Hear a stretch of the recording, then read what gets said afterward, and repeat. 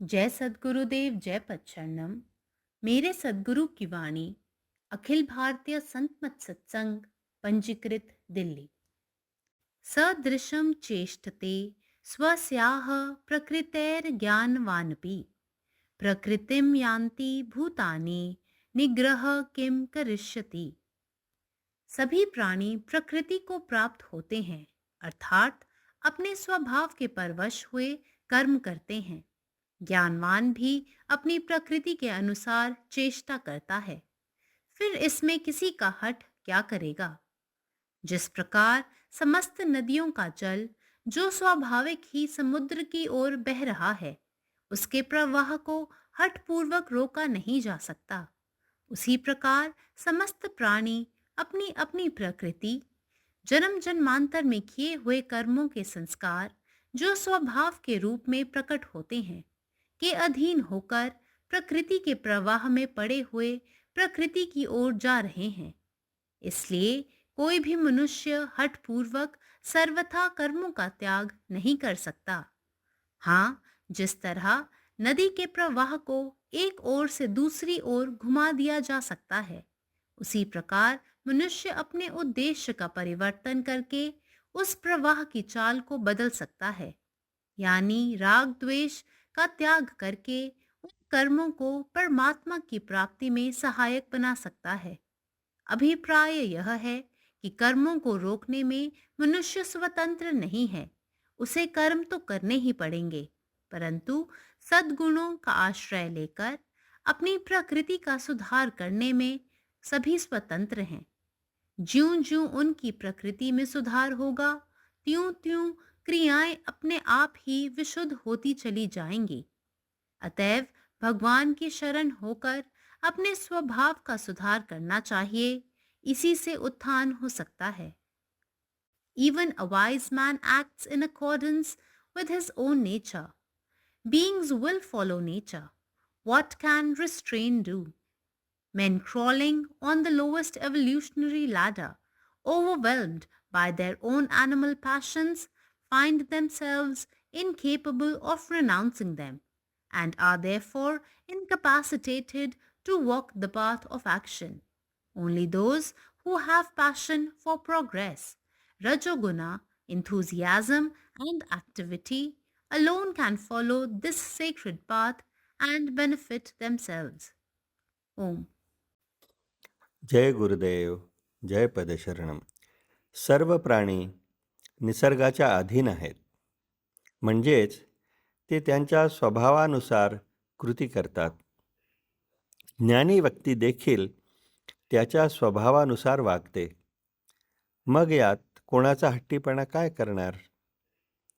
ज्याप्रमाणे सर्व नद्यांचे पाणी जे नैसर्गिकरित्या समुद्राकडे वाहते, त्याचा प्रवाह जबरदस्तीने थांबविता येत नाही, त्याचप्रमाणे सर्व सजीव प्राणी त्यांच्या स्वभावाच्या प्रभावाखाली असतात. अर्थात जन्मानुजन्मानी वर्षांनी केलेल्या कर्मांचे संस्कार जे निसर्गाच्या स्वरूपात दिसून येतात आणि निसर्गाच्या प्रवाहात पडून निसर्गाकडेच वाटचाल करत असतात. म्हणूनच कुठलाही मनुष्य जबरदस्तीने सर्व कृती सोडून देऊ शकत नाही.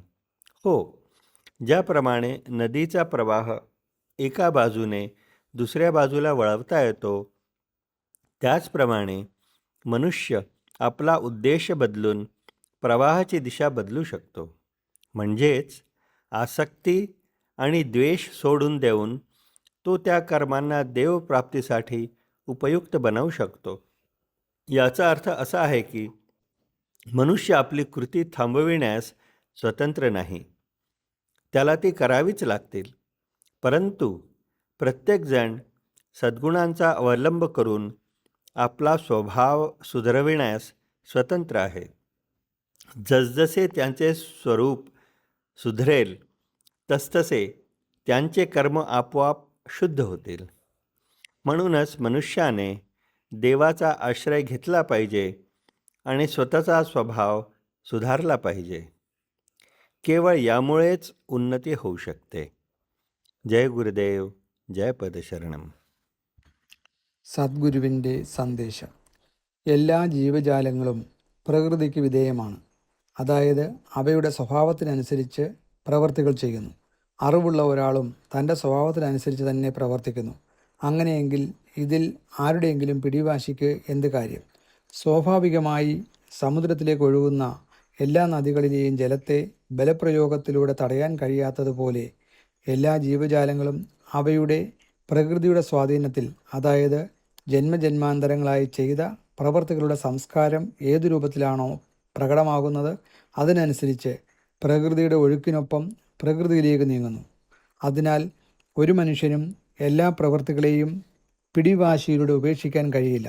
അതെ, ഒരു നദിയുടെ ഒഴുക്ക് ഒരു വശത്ത് നിന്ന് മറ്റൊരു വശത്തേക്ക് തിരിച്ചുവിടാൻ കഴിയുന്നത് പോലെ ഒരു മനുഷ്യന് തൻ്റെ ഉദ്ദേശ്യം മാറ്റുന്നതിലൂടെ, അതായത് ആസക്തിയും വിദ്വേഷവും ഉപേക്ഷിച്ചുകൊണ്ട് ആ പ്രവർത്തികളെ ഈശ്വരപ്രാപ്തിക്കായി സഹായകമാക്കാൻ കഴിയും.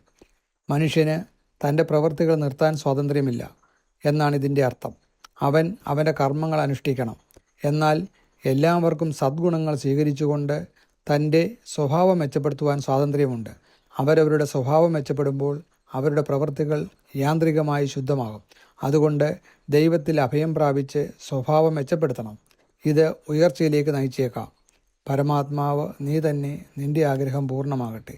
జై సద్గురుదేవ్, జై పదశరణ్. నా సద్గురు సందేశం. సర్వ ప్రాణులు ప్రకృతికి లోబడి ఉంటాయి. తమ స్వభావమును అనుసరించి కర్మలు చేస్తాయి. జ్ఞానులు కూడా తమ ప్రకృతి అంటే పూర్వజన్మ సంస్కారమును అనుసరించి కర్మలు చేస్తూ ఉంటారు.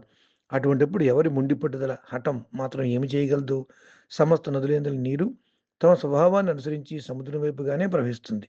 వాటి ప్రవాహాన్ని బలవంతంగా నిరోధించడం ఏ విధంగా సాధ్యం కాదో, అదేవిధంగా సమస్త ప్రాణులు తమ తమ ప్రకృతుల ఆధీనంలో ఉంటాయి. అంటే జన్మ జన్మాంతరములలో చేయబడిన కర్మల యొక్క సంస్కారములు స్వభావ రూపంలో ప్రకటించబడి ఆ ప్రకృతి ప్రవాహంలో పడి ప్రకృతి వైపుగా పోతూ ఉంటాయి. అందుచేత ఏ మానవుడు కూడా పూర్తిగా కర్మలను వదిలివేయలేడు. అయితే ఏ విధంగా నదీ ప్రవాహాన్ని ఒకవైపు నుండి మరోవైపుకు మరల్చవచ్చునో, అదేవిధంగా మానవులు తమ ఉద్దేశములను పరివర్తన గావించుకొని ఆ ప్రవాహం యొక్క దిశను మార్చుకోవచ్చు. అనగా రాగద్వేషములను త్యజించి ఆ కర్మలను పరమాత్మను పొందుటలో సహాయకులుగా మార్చుకోవచ్చును. దీని అభిప్రాయం ఏమిటంటే, కర్మను నిరోధించటంలో మానవుడు స్వతంత్రుడు కాడు. అతడు కర్మను ఆచరిస్తూనే ఉండవలను. కానీ సద్గుణములను ఆశ్రయించి తమ ప్రకృతిని సంస్కరించుకోవడంలో అతనికి స్వాతంత్ర్యం ఉన్నది. ఎంతగా అతని స్వభావం సంస్కరించబడుతూ ఉంటుందో అంతగా అతని కర్మలు కూడా వాడంతటవే శుద్ధి అవుతూ ఉంటాయి. అందుచేత పరమాత్మను శరణు పొంది తమ స్వభావమును సంస్కరించుకోవాలి. తద్వారా మన అభివృద్ధి సాధ్యమవుతుంది. పరమాత్మ నీవే ఉన్నావు, నీ ఇష్టమే నెరవేరాలి. జై సద్గురుదేవ్, జై పరశరణం. सब प्राणी प्रकृति के अधीन अछि, अर्थात अपन स्वभाव के अनुसार कर्म करैत अछि. ज्ञानी व्यक्ति सेहो अपन स्वभावक अनुसार काज करैत अछि. तखन एहि में हठ केलासँ की हैत? जेना प्राकृतिक रूपसँ समुद्र दिस बहयवला सब नदी पानि के हठ पूर्वक रोकल नहीं जा सकैत अछि, तहिना सब जीव अपन स्वभावक प्रभाव में रहैत अछि. अपन पूर्व जन्म में कयल गेल कर्म के छाप जे प्रकृति रूप में प्रकट होइत अछि, आ स्वभावे के अधीन भऽ कऽ प्रकृतिक प्रवाह में पड़ल प्रकृति दिस बढ़ि रहल अछि. तैं कोनो मनुष्य अपन कर्म के पूर्णतः नहीं त्याग सकैत अछि. हाँ, जेना नदीक प्रवाह के एक दिस सँ दोसर दिस घुमाओल जा सकैत अछि, तहिना मनुष्य अपन उद्देश्य बदलि सकैत अछि. अर्थात आसक्ति आ घृणा के त्याग ओहि कर्म के भगवानक दिस मोड़ि सकैत अछि. तात्पर्य ई जे मनुष्य अपन कर्म के रोकय लेल स्वतंत्र नहीं अछि, ओकरा कर्म करय पड़तै. मुदा सब अपन स्वभाव में सुधार आनय लेल स्वतंत्र अछि. जेना जेना स्वभाव बदलैत जायत, कर्म स्वतः शुद्ध भऽ जायत.